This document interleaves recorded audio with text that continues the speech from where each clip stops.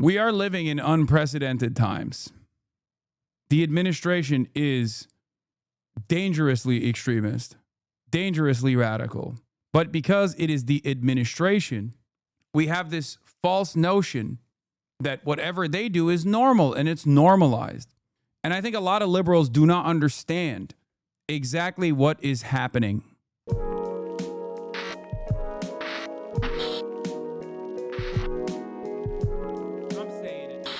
White House plans broad crackdown on liberal groups. Some of the highest ranking officials in federal government used Charlie Kirk's podcast, guest hosted by Vice President JD Vance, to lay out their plans. Trump administration officials on Monday responded to the activist Charlie Kirk's assassination by threatening to bring the weight of the federal government down on what they alleged was a left-wing network that funds and incites violence, seizing on the killing to make broad and unsubstantiated claims about their political opponents.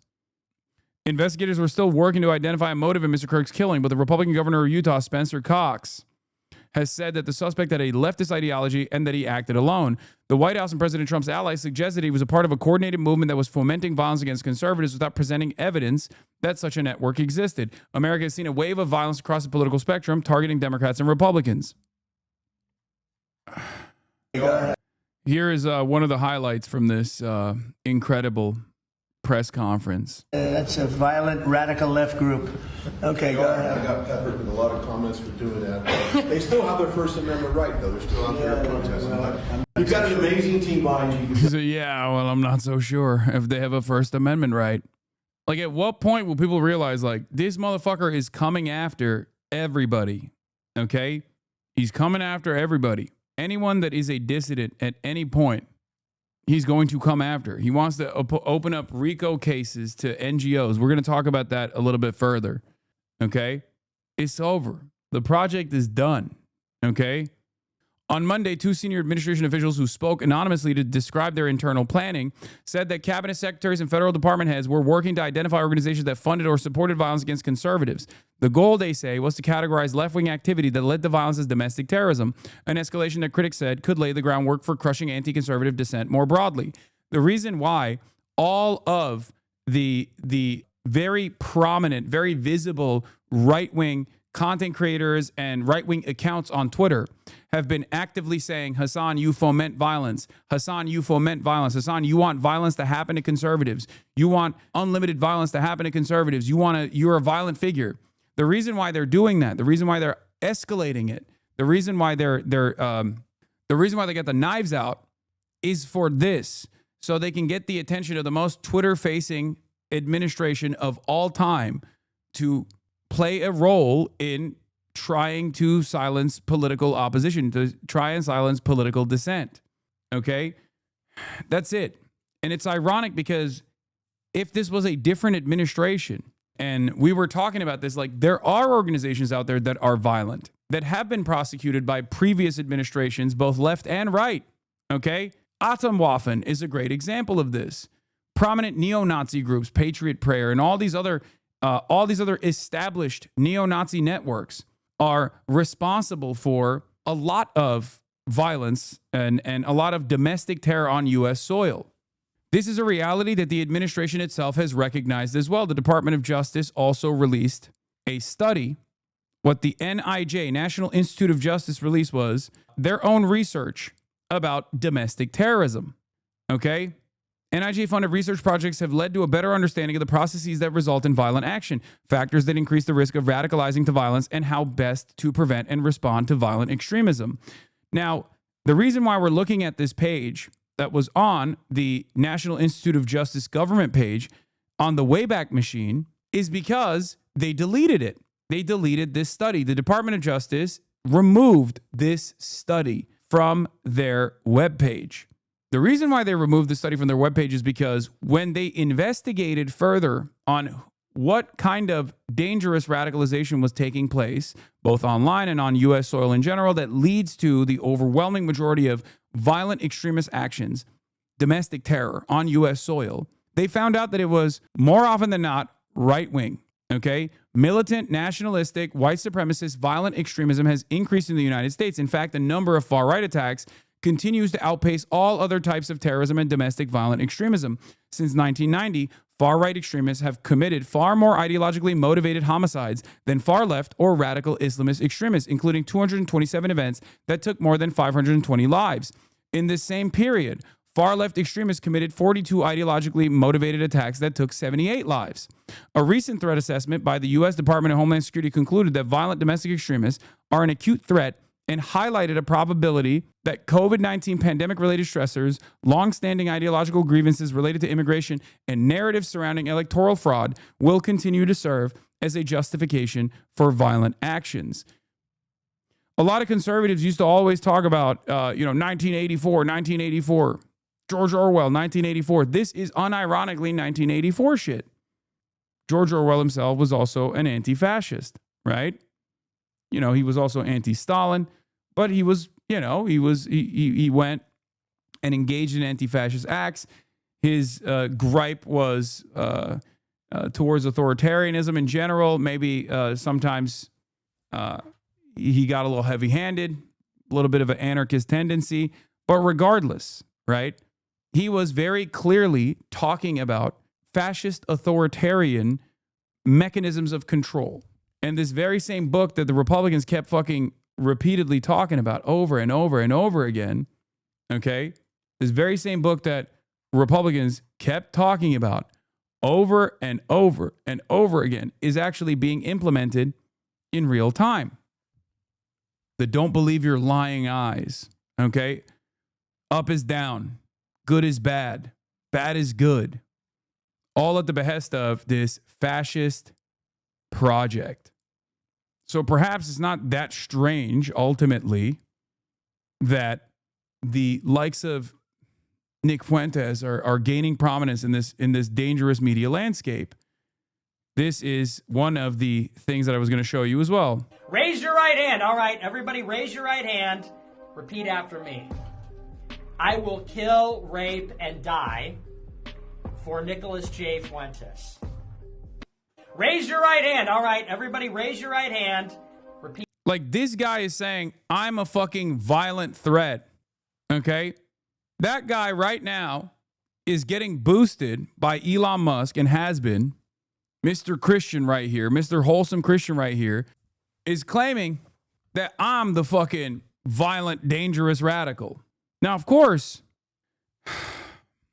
maybe in the eyes of this current administration, they might also see me as the violent, dangerous radical and him to be an ally. Can one of these women just get it together before I kill all of them? No, I'm kidding, of course. I would never wrap my hands around a... Look, I love everybody. Look, I just love everybody and I just hate violence. You thought leftist infighting was bad? Wait for fascist infighting? No, I'm completely aware of this, okay? Part of the reason why I never touched it is because let him fucking fight. In many circumstances, if I involve myself in these affairs, I become the primary target because they stop fighting amongst themselves and then they come after me instead.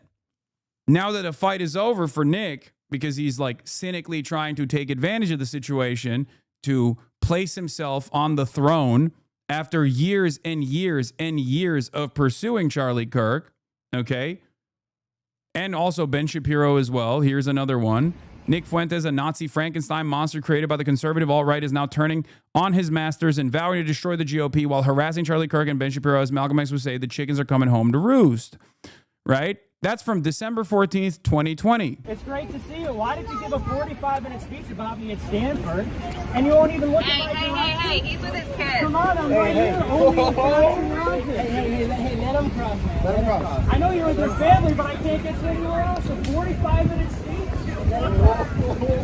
Wow. Well, that's our free speech warrior, everybody. Champion of the battle of ideas. Good job, man. What's ideas, man? Wow. Hey, come on. It's his family, man. It's his family. It's his family. Hey, no. You guys need to watch the dog. Watch it. Well, then aren't you supposed to rise above instead of going down in the the mud with Because he someone. gave a 45-minute speech about You're me. only repeating that because you're trying to make yourself sound important and you're not. They've been swearing him for years. This is the only time we can get him is when he's crossing the street and he uses, I guess he's just like the Palestinians using human shields, right? That's what I'm trying to say.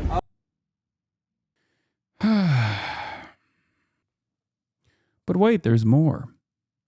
Yeah. Since 2020, he's never stopped. This has been his agenda forever. Here is Squirrel also pointing this out. For those unclear about the difference between Nick Fuentes and Ben Shapiro, hates Muslims, hates LGBTQ, hates immigrants, hates women's far-right nationalism. Ben Shapiro is Jewish and also pro-Israel. The alt-right, and Nick Fuentes specifically, hates Jews and also hates Israel. There are some in the alt-right that hate Jews but love Israel as well, for the record. Okay? The far-right contains multitudes. There are also plenty of people who are pro-Israel but also deeply anti-Semitic. I would say broadly the evangelical Christian movement is broadly anti-Semitic but also very, very pro-Israel. They think that Israel has to be given to the chosen sons and daughters of God so that the rapture can happen. They have their own theological justifications for it. Okay? And of course, Ben Shapiro, as I've routinely presented, is fine with anti-Semitic people as long as they're pro-Israel. Ann Coulter tweets regarding Jews, awful, nonsensical. Ann Coulter is also super pro-Israel and always has been. So no, I won't lose sleep. The Jewish people have always been plagued with bad Jews who undermine it from within America. Those bad Jews largely vote Democrat. Here's another rally. By the way, that first clip was from a while back, but Nick Fuentes and his Nazi gang continue to target Ben Shapiro and Charlie Kirk, most recently at the MAGA rally in D.C. We want Nick! We want Nick! We want Nick! Let's go! The funniest part about this, of course, is that the Republicans don't give a shit about any of this. They're not going to care. They're not going to, because they don't actually give a shit about Charlie Kirk either. They care about how they can use Charlie Kirk's assassination to their advantage to undermine political organizing in this country, political dissidents, maybe even prosecute and arrest them. Okay? That's it. So no, I don't think they give a shit about Nick Fuentes actively pursuing Charlie Kirk and Ben Shapiro and numerous other figures. The thing that they do care about Nick Fuentes, however, and I think that that is something that they won't be able to overlook, is his consistent anti-Israel advocacy, his consistent anti-Semitism. If he was pro-Israel, it wouldn't matter. But the fact that he's anti-Semitic and anti-Israel makes him a threat for the Republicans. So I still don't believe that the Trump administration will, if he remains anti-Israel openly, I don't think that the Trump administration will welcome him with open arms. But it kind of doesn't matter because he has been able to swing a lot of the audiences, even fucking liberals, even critics of Trump, into thinking that he is a tolerable figure. And this kid, believe me, everybody's throwing him under the bus. Charlie Kirk? Yeah, boo. Ben Shapiro, the original Never Trumper? Yeah, we hate Ben Shapiro. Ben Shapiro does not believe in America first. Yeah, he started the Never Trump movement. Ben Shapiro is a subversive. We don't want subversives in our movement. The ADL and the SPLC have thrown Nick under the bus too. We hate the ADL. And a little Nick. We want Nick. Million. This was also the rally where Fuentes vowed to destroy the GOP.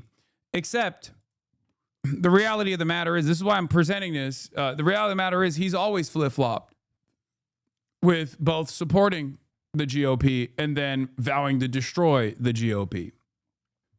Okay? It's giving kick streamers at TwitchCon. I mean, kick streamers also very much firmly committed to Nick Fuentes anyway. So my point is, he's an opportunist. He has stayed consistent on one issue, that is hating Jews and hating Israel for sure. But he has gone back and forth on his support for Donald Trump, celebrating, taking credit for his victory. If you recall, one of his most viral moments that actually led to a lot of people like straight up coming to his house and shit was the "Your Body, My Choice." Are you trying to say the shooter was a graper? No, I'm not saying that. Although there are a lot of people who believe that. I am not a person that has entertained that. I don't know. My statement is, I don't know. Okay? It's too soon to tell. I don't think it's likely, but it doesn't matter. The reason why I'm talking about this is because Nick Fuentes kind of feels like the shooter might have been a groiper. And I know that for a fact because he immediately started disavowing political violence, which he had totally been in favor of. He, started talking about how, he has thoughts and prayers for Charlie Kirk after spending his entire limited career trajectory shitting on Charlie Kirk, presenting himself as an honest broker, a real right-wing actor, saying Charlie Kirk was a leftist, that he was pro-Israel, he was pro-Jew, Charlie Kirk was Jewish, all this shit. So while I might not believe that the shooter was potentially a groiper, it kind of felt like he believed that. MAGA March, we promised that if the GOP would not do everything in their power to keep Trump in office, then we would destroy the GOP. And as we gather here in Washington, D.C. for a second million MAGA March, we're done making promises. It has to happen now. We are going to destroy the GOP.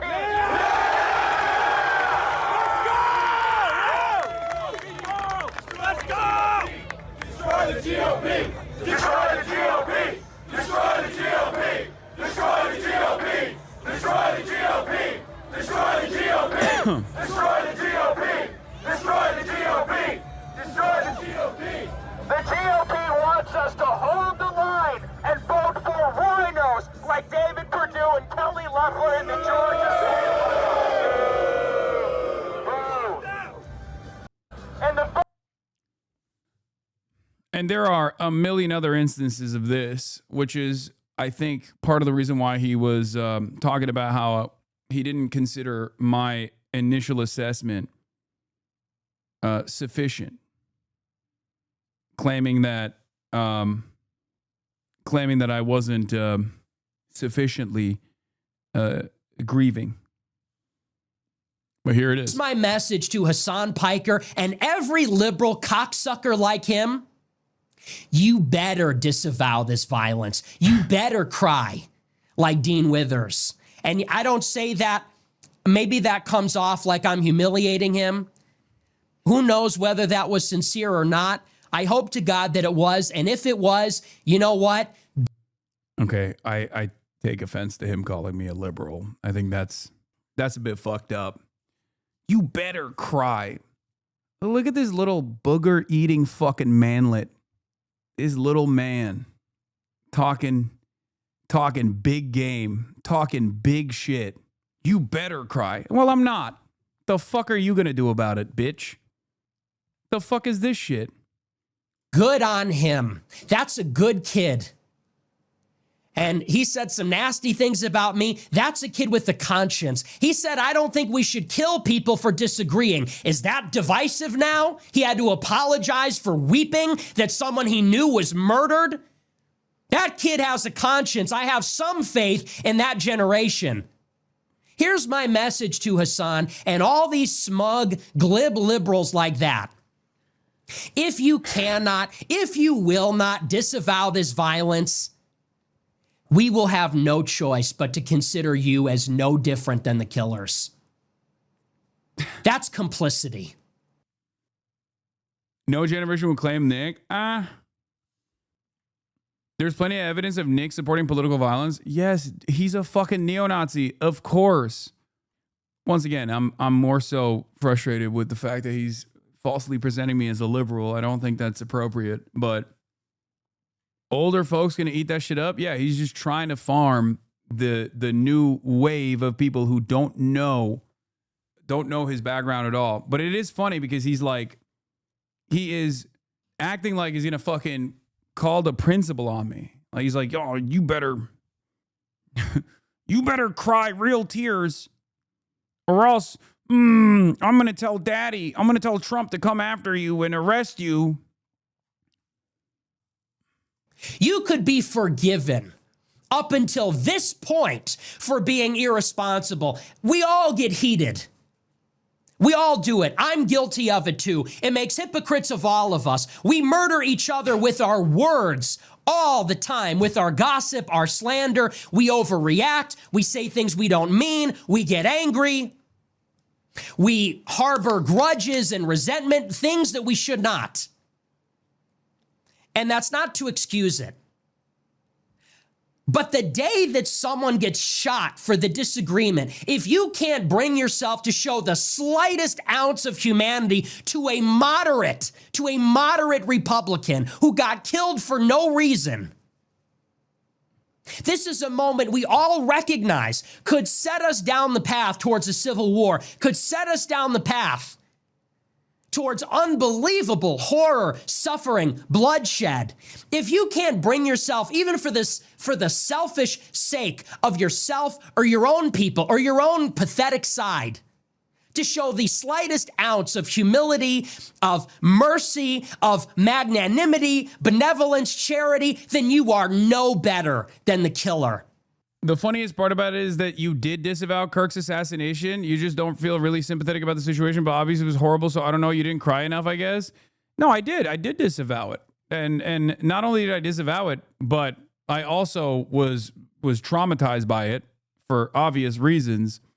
But I don't think that Charlie Kirk is a moderate figure, nor one that was good for the overall collective consciousness or for political discourse in this country.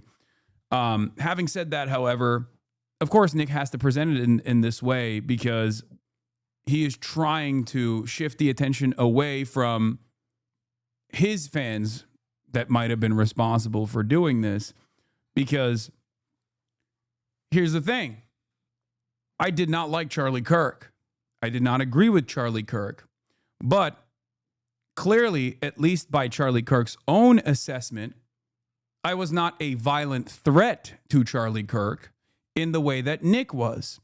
There is a reason why Charlie Kirk refused to debate Nick Fuentes. There's a reason why Charlie Kirk refused to mention Nick Fuentes.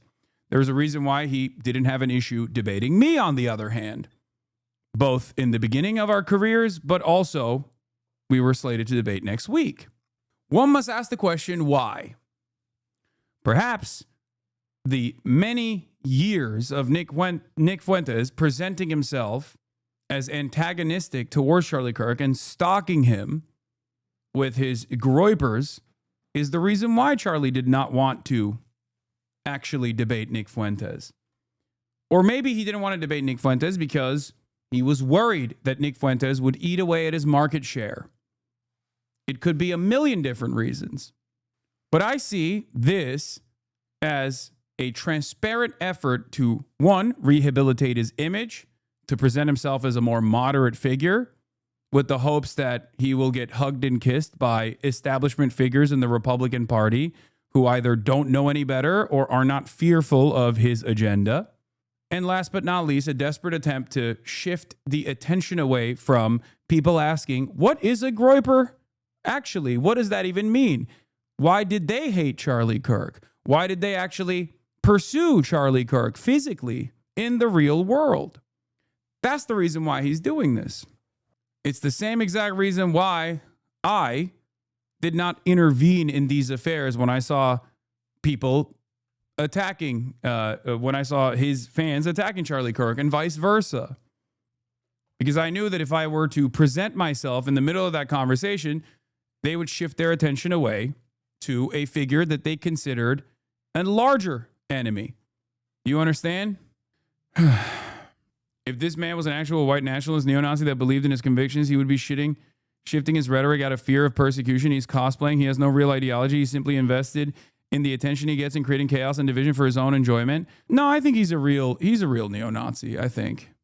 I do. I believe he's a real neo-Nazi. Anyway, here is agreement. Chuck Modi showing a Nick Fuentes talking about Charlie Kirk prior to the shooting versus, or after the shooting versus prior to the shooting. Let's take a look. We had our disagreements. Where we did agree is that he would go to these college campuses and proclaim the name of Jesus Christ. And ultimately, that is why he was killed.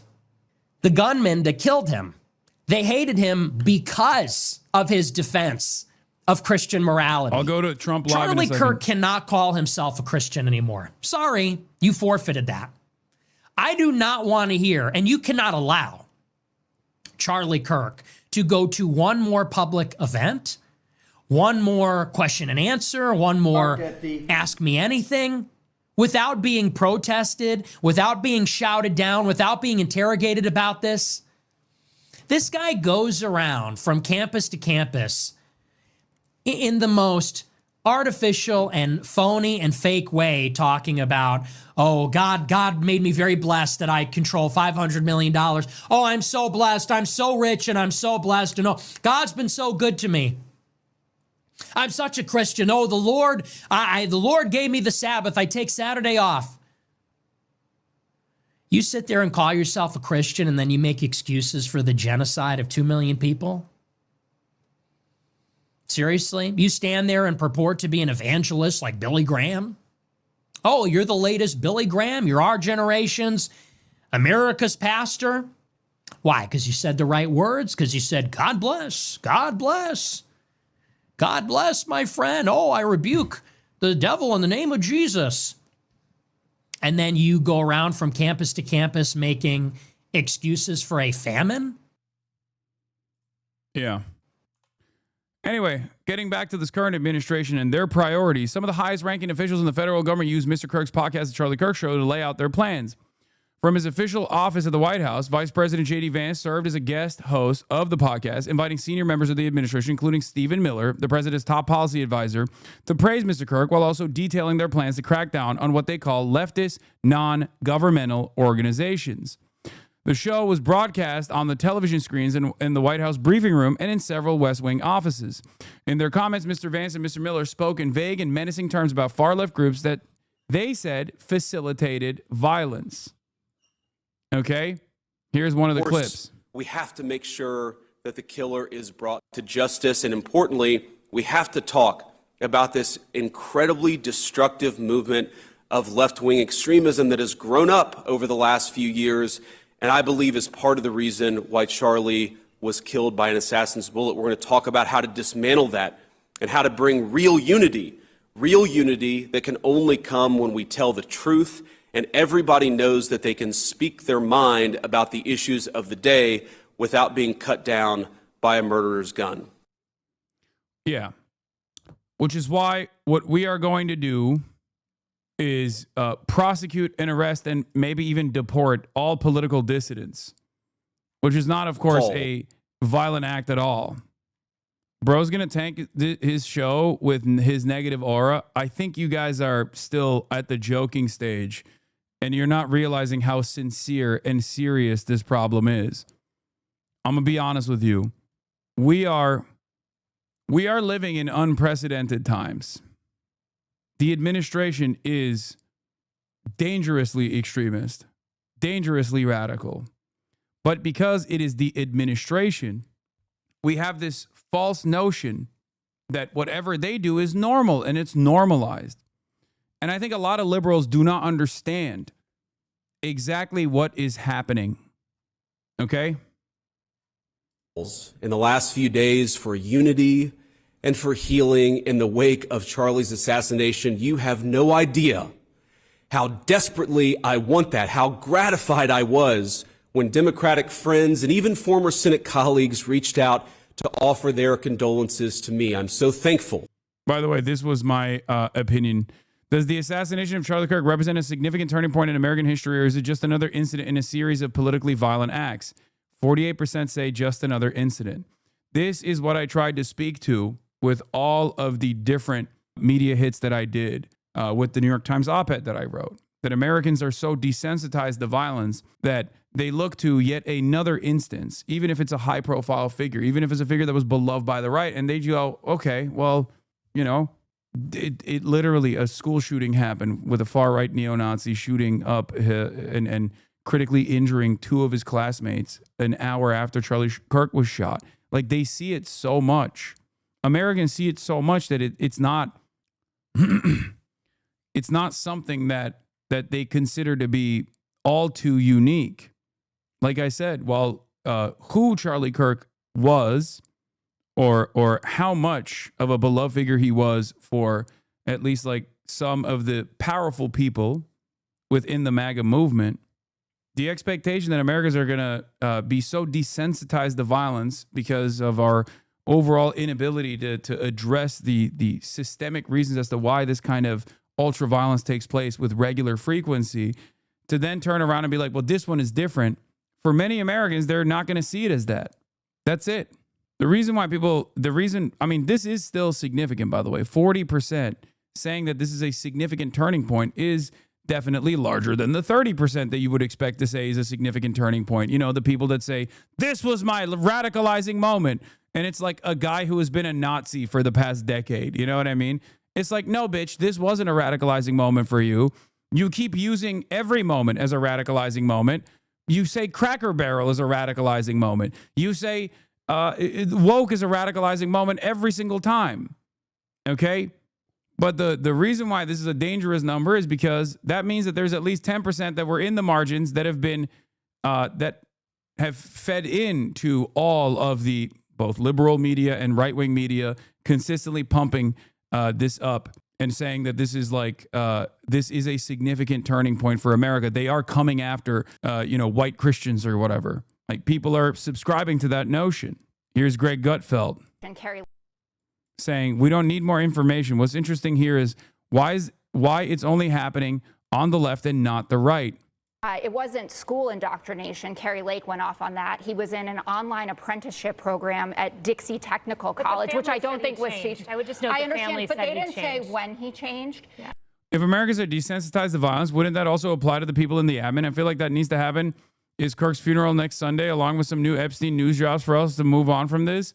No, the administration doesn't give a fuck about Charlie Kirk either. They knew him. They loved him. They hung out with him and his family. Donald Trump was asked about Charlie Kirk the other day. He literally immediately started talking about the fucking ballroom he's building. What more do you need to see from Donald Trump to recognize that he does not give a shit about Charlie Kirk at all? Now, I know Republicans will hear me say this and say, how dare you, Hasan? Donald Trump loved Charlie Kirk. Everyone grieves differently. But it's pretty clear that he cares more about how he can utilize Charlie Kirk's death as a point of martyrdom so he can fucking prosecute political dissidents and doesn't give a shit about a friend he lost along the way. I will go so far as to say the only person that I've seen that is still a cynical grifter, but truly felt human in that brief moment is Candace Owens. Outside of fucking Candace Owens, I ain't seen a single goddamn Republican even take a brief moment to be like, here are the amazing moments that I shared with Charlie Kirk, my friend. Okay? Candace Owens seemingly grieved Charlie Kirk harder than his wife did. It's crazy. Why do you think the U.S. is so easy to fool around with this leftist extremism hoax? Is it the Red Scare in history, or is it just plain idiocy? It's both. If the trend wouldn't be started in the U.S., we wouldn't talk about this in the UK and Europe either. But this is the beating heart of capitalism, the global domination over communism, wherever it might have been fomented, okay? America won the Cold War, and it was a very costly process. And America has been suffering since its victory over the USSR as well, because in the aftermath of the dissolution of the USSR, we reached an unprecedented level of super profits that are constantly expanding, and in the process of that expansion, that unlimited greed has created an environment where the working poor get shafted worse every single fucking year, okay? That's what happens when you have no safeguards. That's what happens when there's no counterbalance. So, of course, this country that successfully destroyed any alternative vision for an economic evolution is going to have an audience of receptive, brainless losers who will then turn around and say, no, it's not. The systems that we exist under are not the reason why we're suffering. It's the Guatemalan migrants. It's the transgenders. Okay, well, Donald Trump is doing unlimited warfare to all of those groups? Does it feel like things are more affordable for you? Wake up.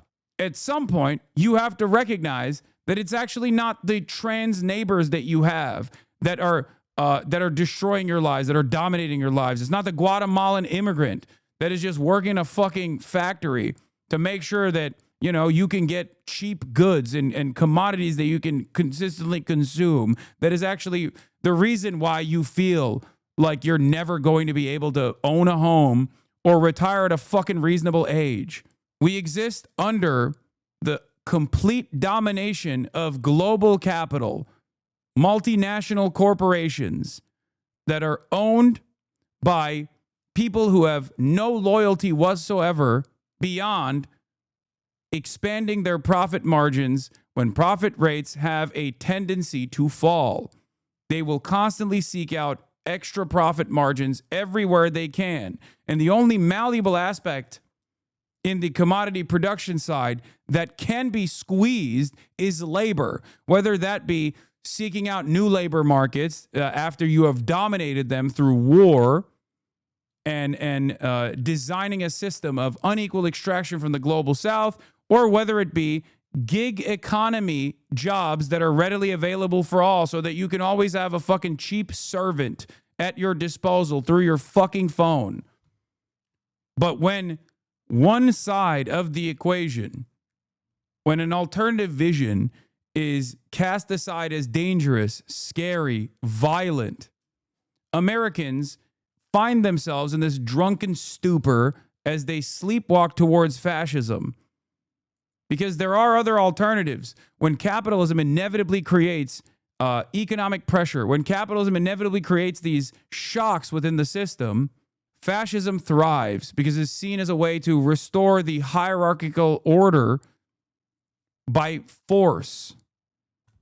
That's how it works. That's how it worked in Nazi Germany. That's how it worked in Mussolini's Italy. And that's how it's working here in the Western world. It's not just the United States of America. We say jump. Those European leaders say how high. They are completely and utterly servile in a way that is impossible to ignore now. Why is it impossible to ignore? They come after spending years and years shitting on Donald Trump, calling him an orange buffoon. They come and they genuflect. They come and they say, yes, sir. Yes, master. We will give you more tithing. We will do everything in our power to make you happy.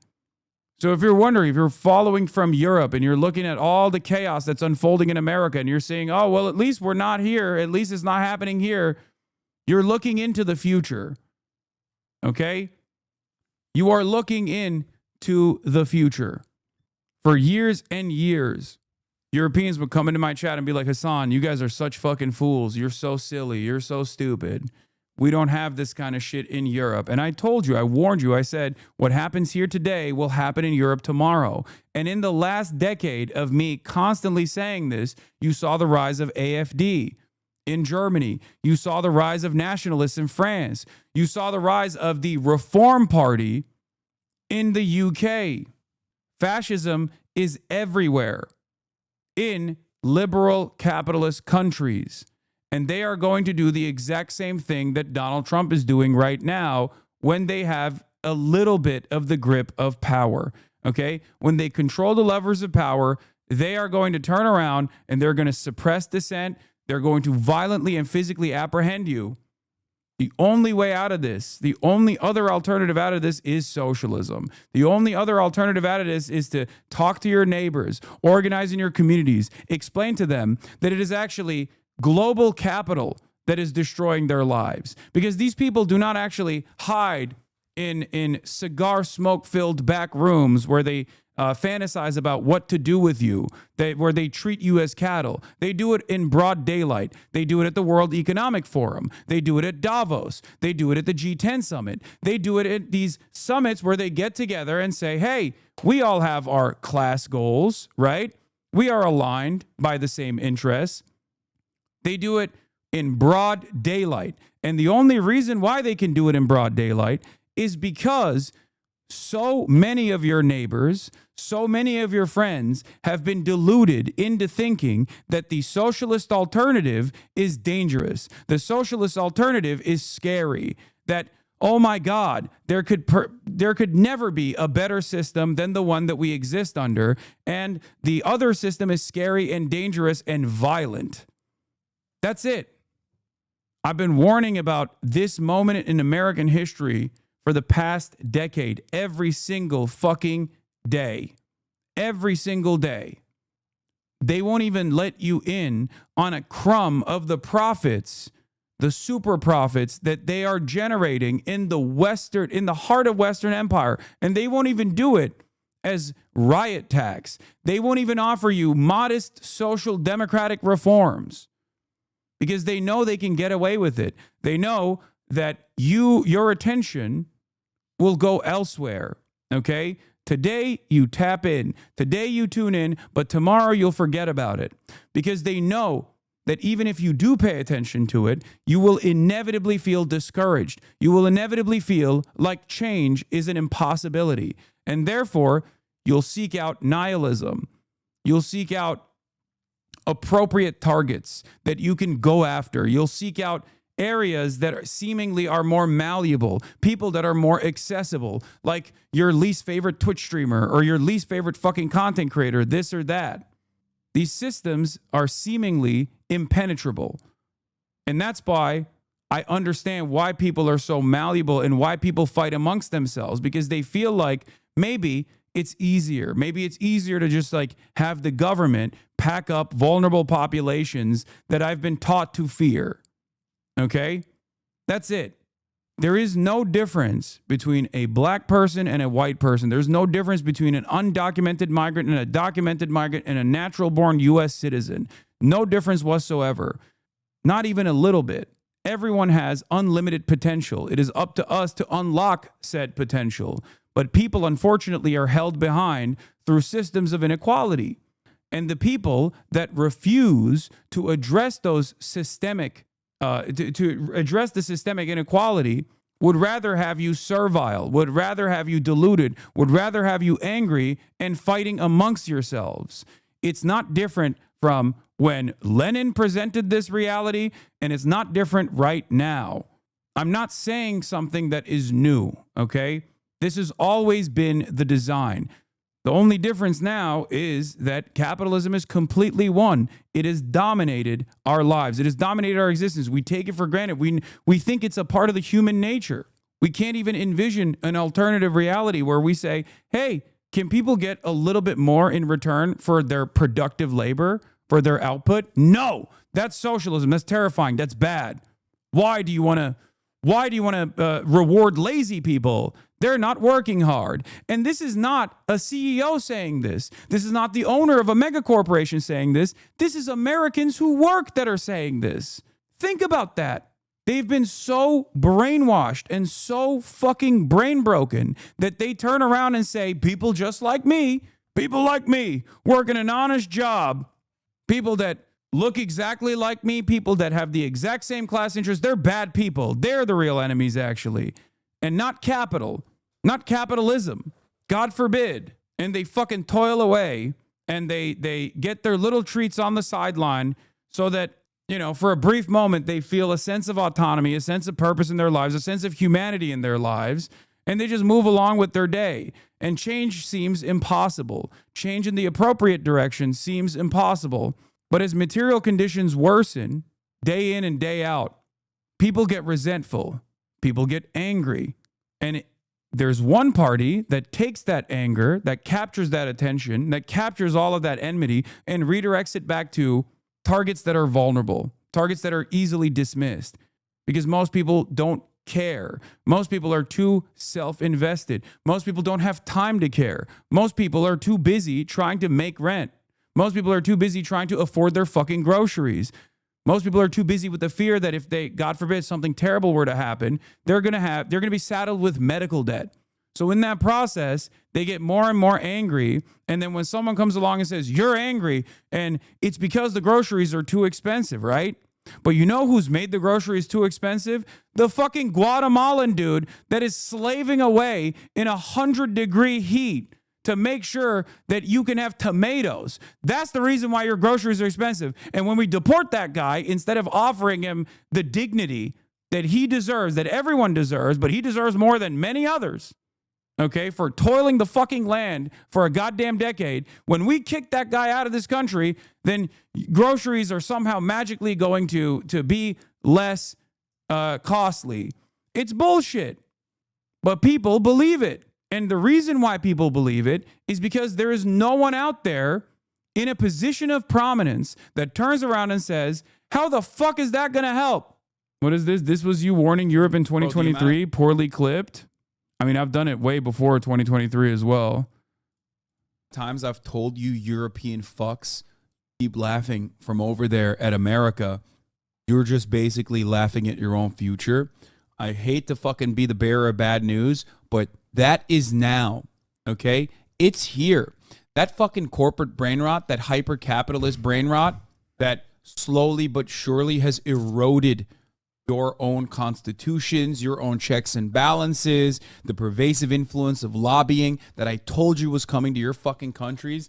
It's been happening for the past 10 to 20 years. And now you're finally starting to see the worst aspects of it. And get ready, because the other side of it, it's already existed. It's already been in existence in places like Sweden and whatnot, where like any kind of fucking immigration is seen as like the main reason for why society's awful, any kind of like awful feeling that you have due to existing under this like these crippling conditions are directly related back to immigration, directly related back to refugees, directly related back to Islam, when, you know, it has nothing to do with that at fucking all. So there's that as well. And now you have the police that are supposed to be controlling the population, that are there to protect and control, protect and serve the interests of capital, take carte blanche approaches to you know, wanton violence that is unchecked, unrestricted, and it's going to get fucking worse.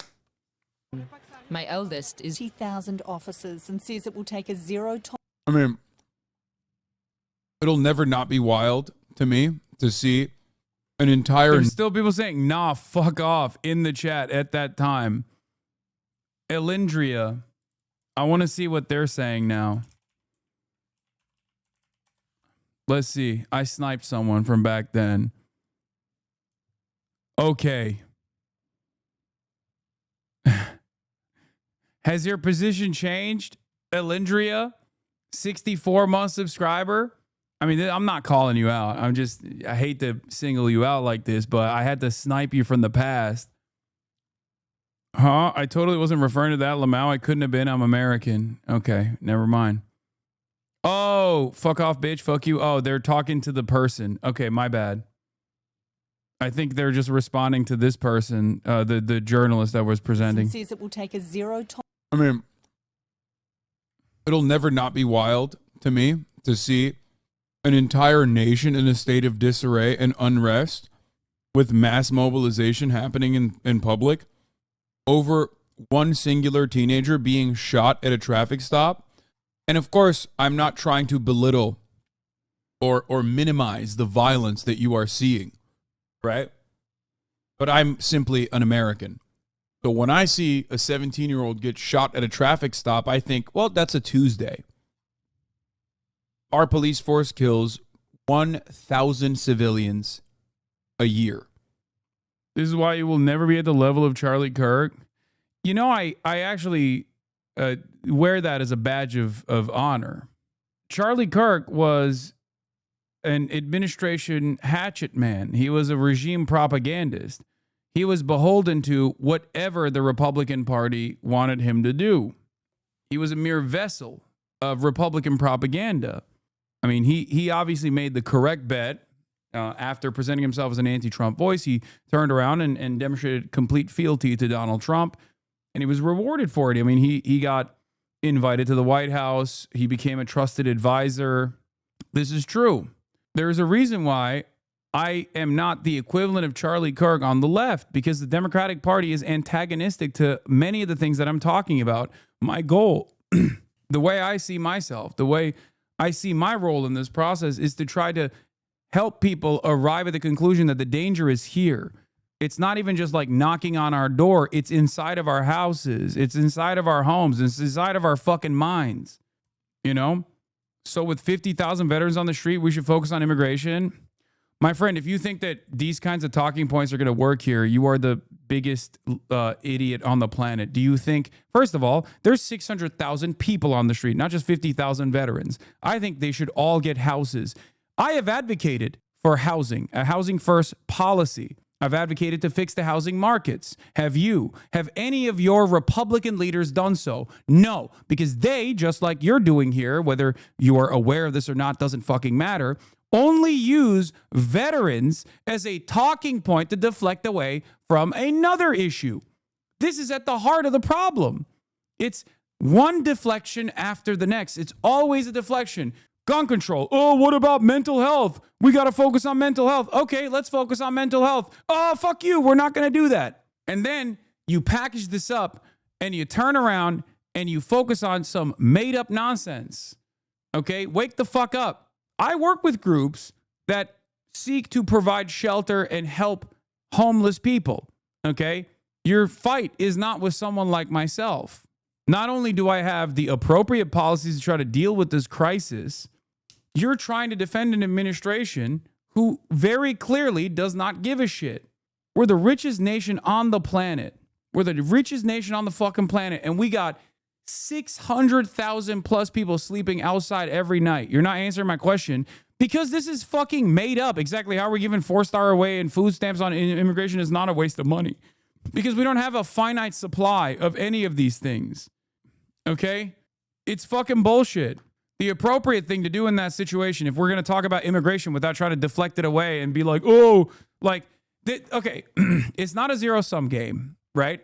If you want my honest perspective, I hope you listen to this with as much charitability as you possibly can, okay? Listen to me.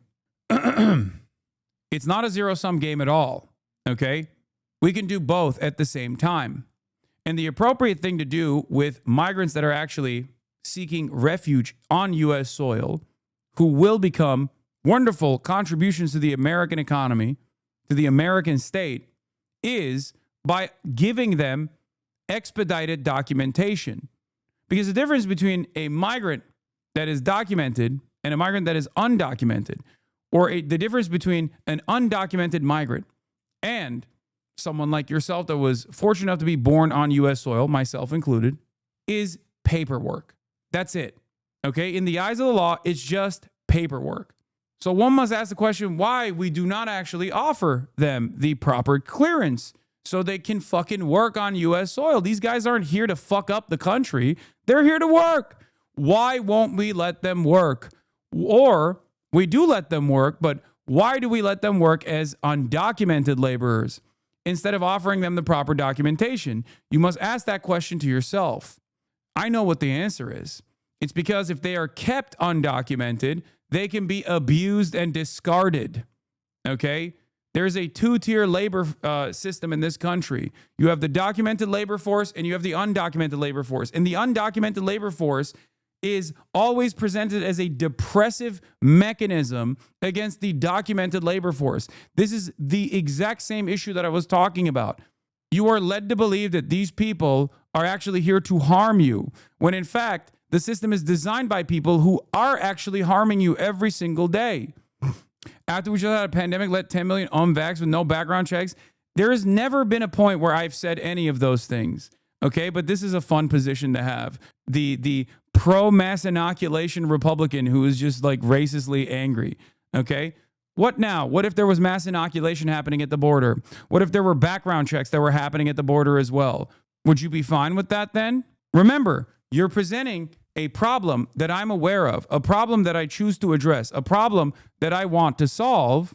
But the only reason why you're bringing it up is because you simply don't want migrants in the country. So at least be a little bit more honest about your position, or maybe reconsider your position. What now? Migrants come in, they get not racist, just makes no sense. Okay, they come in, they get inoculated, they get their proper background checks, and they get their proper clearance to work on U.S. soil so they can be a part of unions and advocate for better wages for all American workers. So they're no longer used as a second class, second tier labor force that can depress American wages. Okay? Do you have an issue with that? Do you have an issue with that? I don't. Do you have an issue with that? And if you do, why? Okay, there's no answer for now. He's really reconsidering. Maybe his worldview is shook. And I know there are so many like them all across our great country. I have an issue because we should focus on helping our situation before trying to flood with 10 million people. Brother, this operates under the idiotic notion that if there were no migrants, that we would somehow magically help these people. Are you fucking stupid? Well, the answer is yes. If you truly believe this, you are duped. Okay? You're a sucker. You're a fool.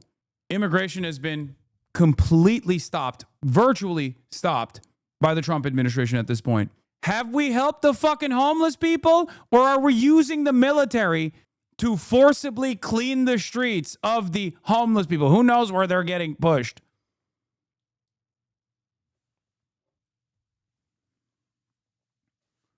Meanwhile, all of those migrant laborers that you are saying are flooding the markets are unironically paying more in taxes, and they get nothing in return for it, and they just get fucking bullied and humiliated and then discarded violently. So we wouldn't save money not using on immigration benefits.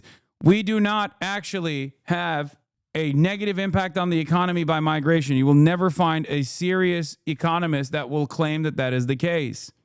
The only dollar value that they assign to undocumented immigrants and how much they take away from the existing welfare state that's already in a state of fucking disrepair anyway is the children of undocumented migrants.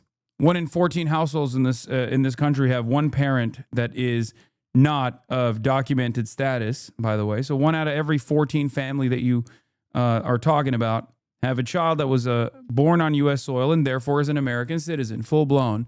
And those kids, they do get to go to public school. They do get to take advantage of the welfare state. So what you're referencing is actually just American citizens that were born on U.S. soil that has been constitutionally protected, even though Donald Trump wants to actually eradicate that as well.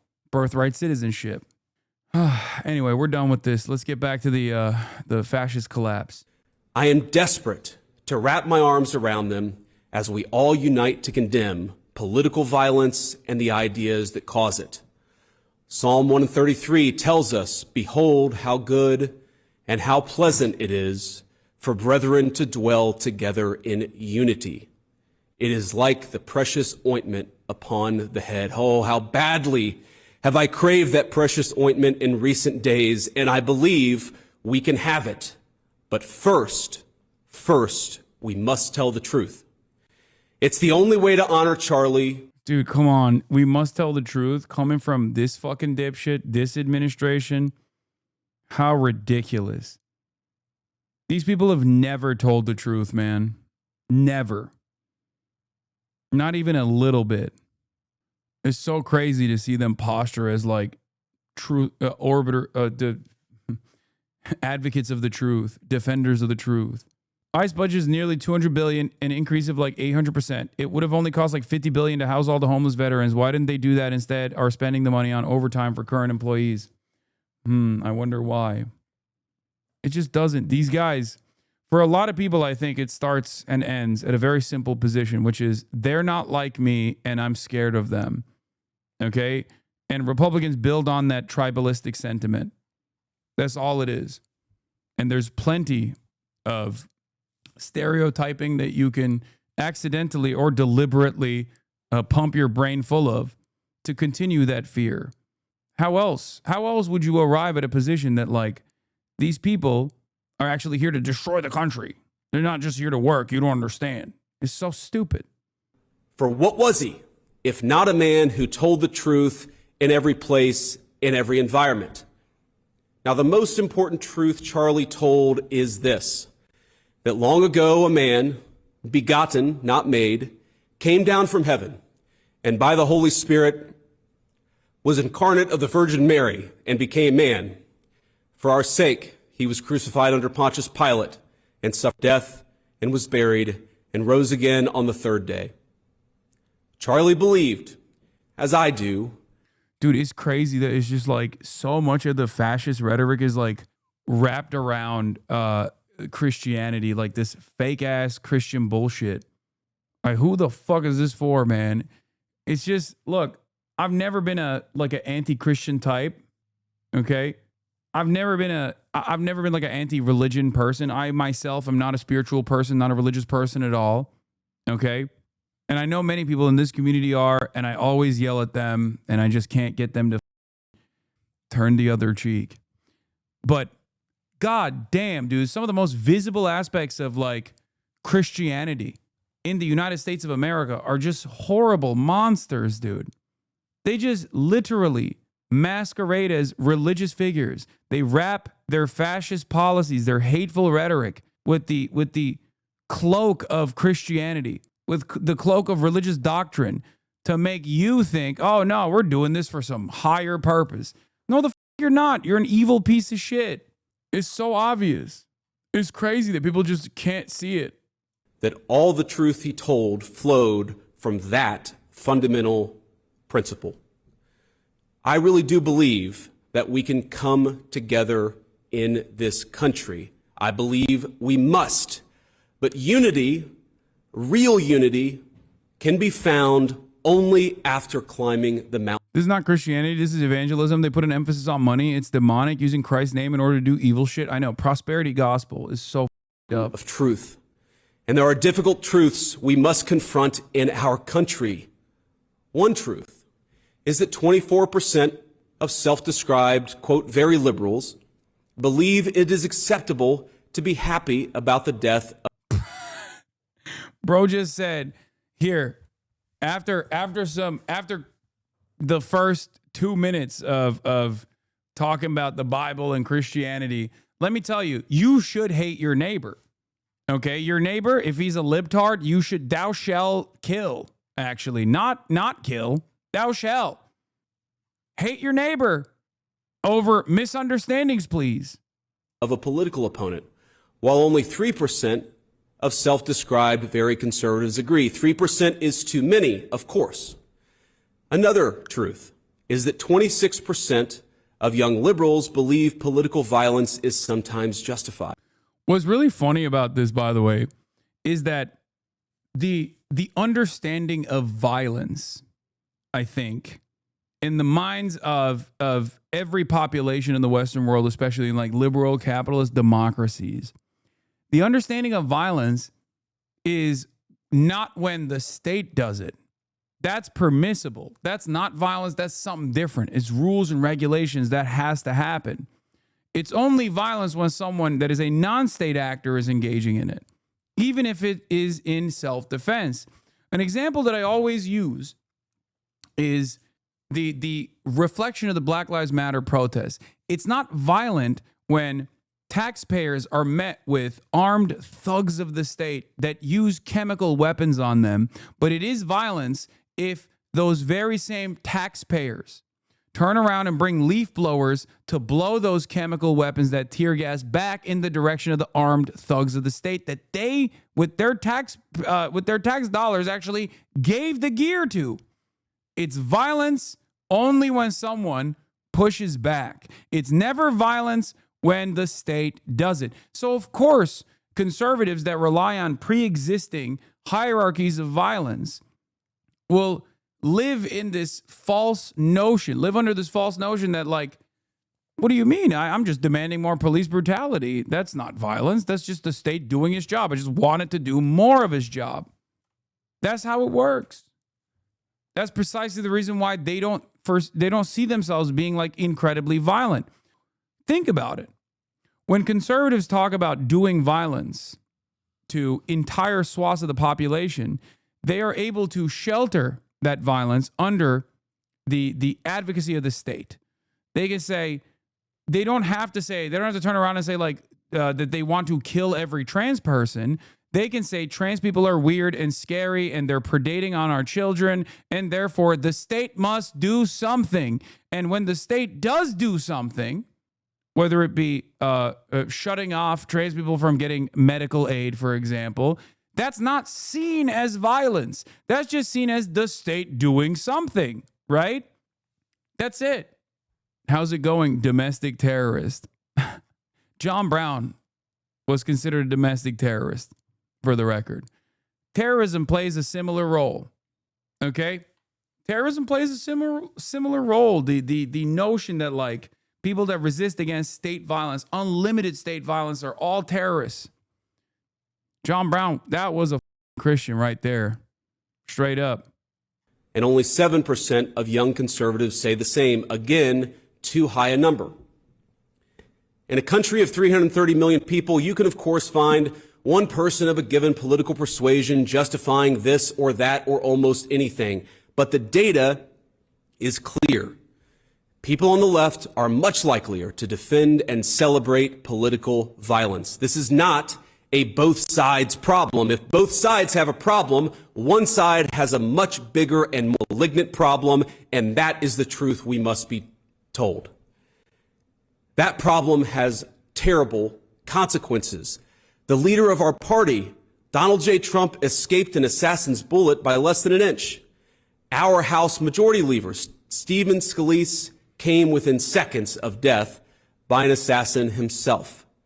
And now, the most influential conservative activist in generations, our friend Charlie, has been murdered. This violence, it doesn't come from nowhere. Now, any political movement, violent or not violent, is a collection of forces. It's like a pyramid that stacks on top, one support on top of the other. That pyramid's got a foundation of donors, of activists, of journalists, now of social media influencers, and of course of politicians. Not every member of that pyramid would commit a murder. In fact, over 99%, I'm sure, would not. But by celebrating that murder, apologizing for it, and emphasizing not Charlie's innocence, but the fact that he said things some didn't like, even to the point of lying about. No, notice how that's a part of the prosecution as well. That's a part of what they are seeking to address as well. Because it's not just about, it's never been about real unlimited free discourse, of course.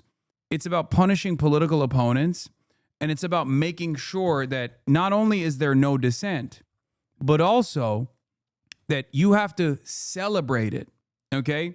I get to be racist, and you can't even call out that as racist because that's violent. That's real violence. It's not my dehumanizing language, my advocacy for state-sanctioned violence to happen to you and others that look like you. That's not violence at all. You calling that out, that's the real violence, actually. How dare you? How dare you be divisive?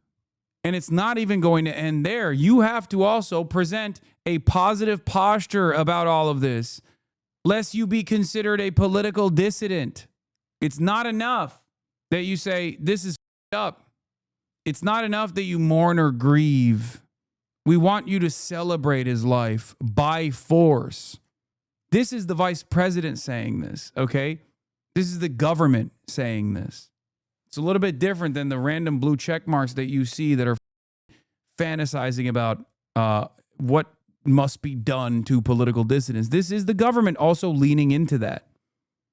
What he actually said, many of these people are creating an environment where things like this are inevitably going to happen. Do liberals have a huge part in creating this dynamic? Yes. Their inability to address real harms that people were experiencing and then losing the incompetent fascist Donald Trump twice, refusing to fight back, create procedural hurdles every step of the way, organizing the population in ways that they didn't even do in ways that can't even reach the standard of like 2016 hashtag resistance movements. That all is an abdication of duty. It's crazy. I'm just saying we need more information before you smear. I mean, I haven't heard a peep. I have not heard a peep. This is, for all intents and purposes, whether we like to admit it or not, whether we think it's appropriate or not, this is the major story.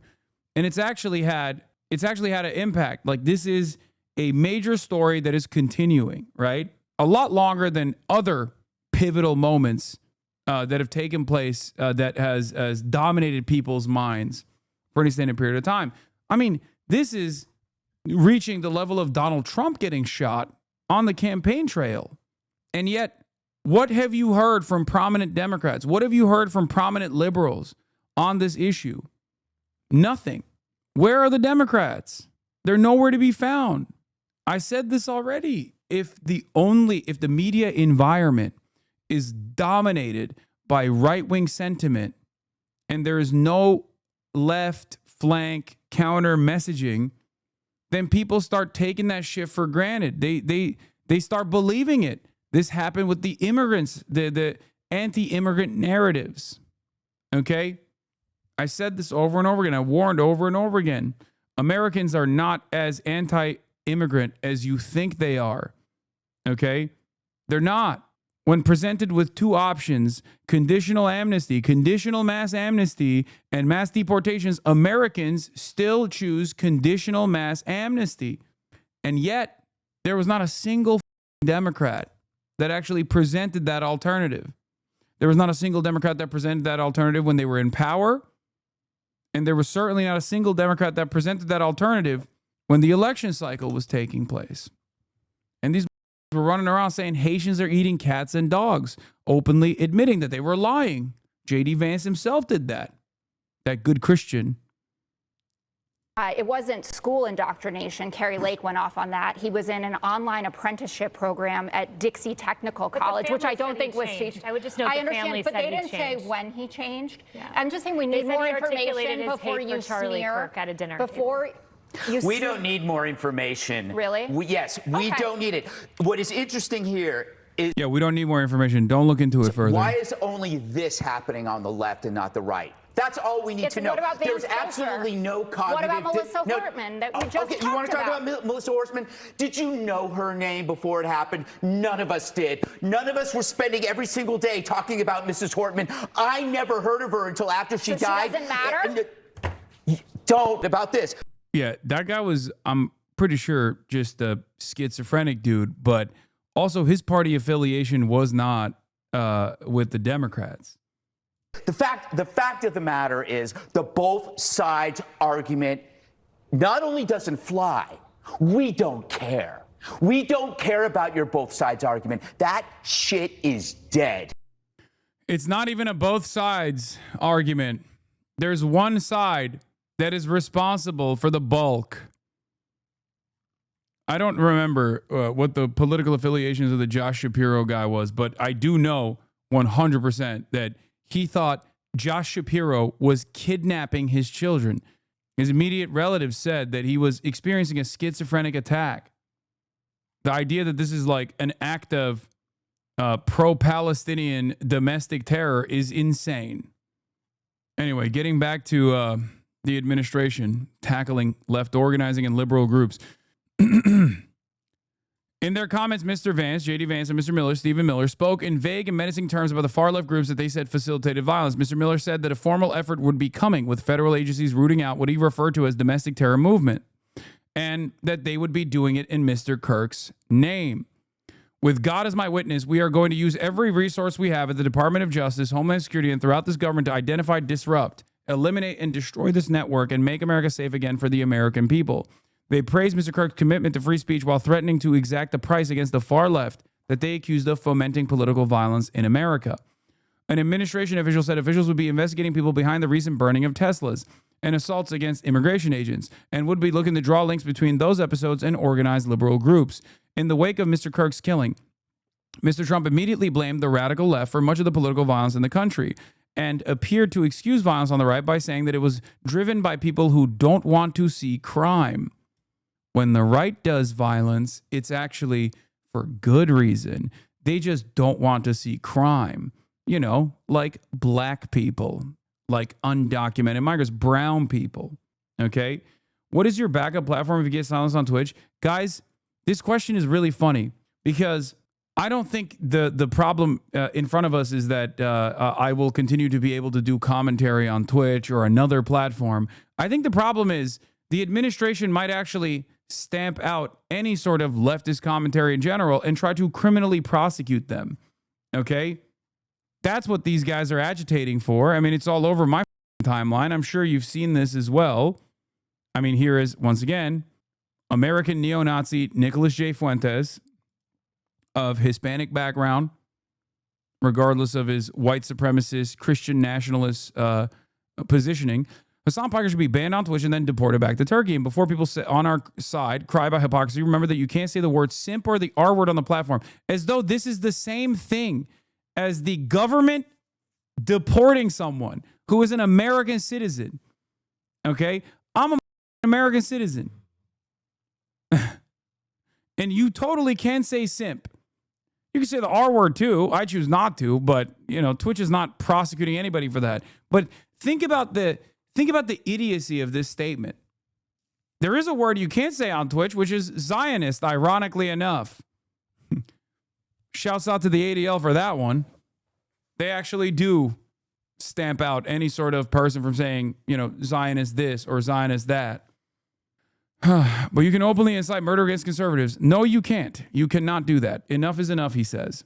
But that's not the only thing. That's not the only thing that I've seen. There's like, what was it like? I saw an account that was like crypto leftists be like, deport Hasan, arrest Hasan. Okay?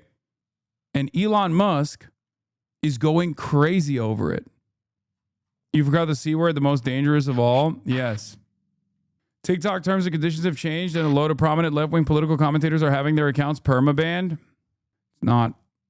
They will stamp out discontent everywhere. Okay? That's it. Beginning of the end, it seems? Yes.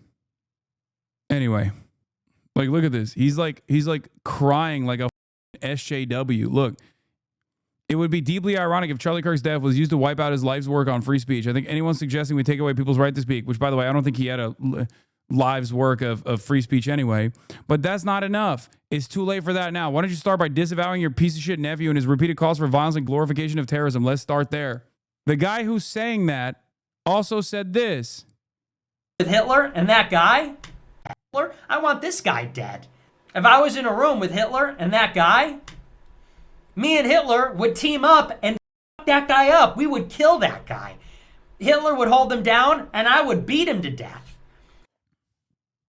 Yeah. Bro, what the fuck? Seriously, be careful. The president also promised investigations into who was funding and organizing the left, suggesting the violence was somehow coordinated.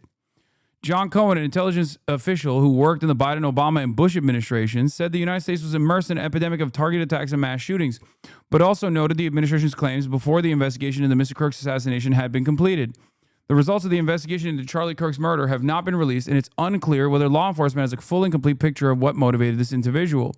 It is not the job of law enforcement or the government agencies to police thought, he added. It's the job of law enforcement to prevent acts of violence and criminal activity.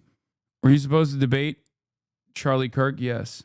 What do we do when you get banned? It's just keep pushing. Keep organizing. Just keep it pushing. You're just going to live your normal lives, okay?